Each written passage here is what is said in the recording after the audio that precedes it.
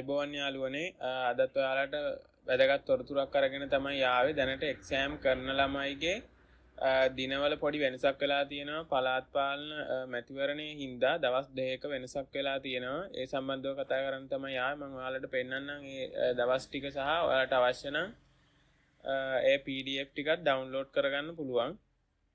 එහෙනම් අපි බලමු. ඔයාලා මේ SLBF සයිට් එකට එන්න. සයිට් එකට ආවට පස්සේ මෙතන announcement යටතේ කොරියන් කියන එකේ මෙතන තියෙනවා අලුත්ම latest news එකක්. ඒකට ක්ලික් කරන්න. ඊට පස්සේ මෙතන පල්ලෙහාට එන්න. පල්ලෙහාට ආවට පස්සේ මෙතන ඕන ඔයාලට ඩවුන්ලෝඩ් කරගන්න පුළුවන් PDF එක. මෙතනින් මතක ඇතුව සිංහල වලට දාගන්න.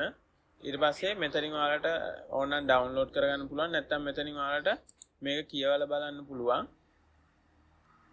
විශේෂ නිවේදනයයි කොරියානු භාෂා පරීක්ෂණයට අදාළව පහත සඳහන් කර ඇති දිනයන් වලදී පැවැත්වීමට නියමිතව තිබූ විභාගයන් පළාත් පාලන මැතිවරණය හේතුවෙන් පහත සඳහන් කර ඇති පරිදි වෙනස් වේ කියලා.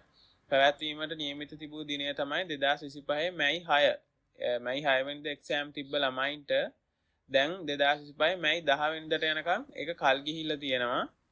ඒ වගේම 2025 මැයි 7 වෙනිදාට එක්සෑම් එක තිබ්බ ළමයින්ට 2025 මැයි 17 වෙනිදාට කල් ගිහිල්ලා තියෙනවා. එතකොට ඒගොල්ලන්ගේ මේ සැසි ටික පළමු සැසිය 9ට තියෙන උදේ, දෙවන සැසිය පෙරවරු 10:30ට තියෙන්නේ, තෙවන සැසිය පස්වරු 12ට තියෙන්නේ, සිව්වන සැසිය පස්වරු 2ට තියෙන්නේ. අනිවාර්යෙන් මේ දවස් දෙක එක්සෑම් වැටලා තියෙන ළමයි අප්ඩේට් වෙන්න. මේ මැයි 10 වෙනිදාටයි මැයි 17 වෙනිදාට තමයි ඒගොල්ලන්ට එක්සෑම් අලුතෙන් වැටලා තියෙන්නේ දවස්. ඒක තමයි ඔයාලට අද ගෙනල්ලා තියෙන නිවුස් එක. එහෙනම් තවත් වීඩියෝකින් හම්බෙමු. හැමෝටම ජය වේවා.